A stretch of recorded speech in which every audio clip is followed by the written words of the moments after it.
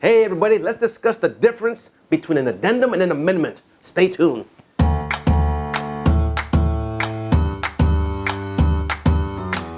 Today I want to discuss the difference or similarity between the addendum and the amendment. Let's discuss. You got a legal and binding contract. Here we go.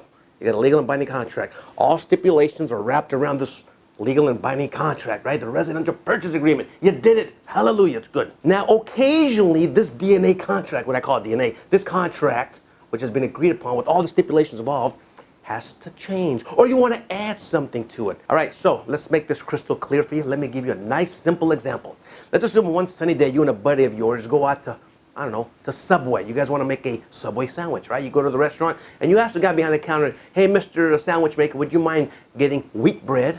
I want ham and cheese on it. You and your buddy are going to agree to this because you're going to share it. I want wheat bread, ham and cheese, and I want lettuce and tomatoes. That's it. He says, sure. So he goes out, he goes down, he looks at the lettuce, puts it on there, ham and cheese, wheat bread, makes it nice and pretty, nice and fat, wraps it up, gives it to you. Now that sandwich that you just made, let's assume it's the contract. You both agree to it, and you get your sandwich here. Wheat bread, ham and cheese, lettuce and tomato. Very simple sandwich. That's the contract. You made it, it's DNA, you guys agreed to it, it's done. But now your buddy says, you know what? I think I want to put some pickles on it. Whoa. He wants to add some pickles to it. In this case, I want you to think of those three-letter words, add. If it was a contract, we would create an addendum, because anything you add to something that's already created, it's going to require an addendum. So if you have a contract, an RPA that's already created, and that's already agreed upon, and you want to add something to it, I want you to use an addendum if something else is going to be included after the fact. For example, let's assume that the seller says to the buyer, hey buyer, you know what? During this escrow process, the carpet became destroyed. My toddler went in and ripped up all the carpet. Something silly. And the seller says, but I'm willing to credit you $5,000 for new carpet. Wow, that's great. But aren't we changing the sandwich? Are we changing the RPA? So now we'll have to add something to this RPA. We'll have to add something to the sub sandwich. So we're going to use the addendum. You with me? Now let's talk about the amendment. The amendment is doing this. The amendment is you having the RPA, you having the executed residential purchase agreement, you having the offer, the contract that you both agreed to, the buyer and seller agreed to. It's done. It's DNA. It's all done. Black and white. It's agreed upon. It's there. And now you want to mess with this. You want to change things that already exist. You want to change the DNA. Then we're going to use an amendment. It almost sounds very similar to an addendum, right? But in this case, it's already existing, and you're going to move things around or take things out. I don't want tomatoes after all. Let's take it out.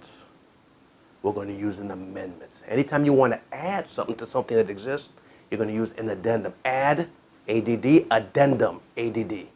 You with me? Amend, it already exists. Take it out. Then we're going to use an amendment. We're going to amend it. We're going to change it. Hope that makes sense to you. Now let's put this in perspective. When is this going to be used? When in doubt and you don't know whether you should use an amendment, an addendum, you don't know which document to use, anytime you want to add or change anything, play it safe and use an addendum. I love addendums because addendums can be used for explaining, including, excluding, anything it can be used for. It gives you extra lines. The document has several. It's almost an open page, and it says, what do you want to put on me? It's an open page that says, use me. And if you have some explaining to do as a realtor, for example, the buyer wants to include, you know what, he wants to buy all the furniture, all the personal property in this house. Here you go, addendum. Get the addendum. Number one, sofa in the living room to stay. Number two, dining set in the dining area to remain.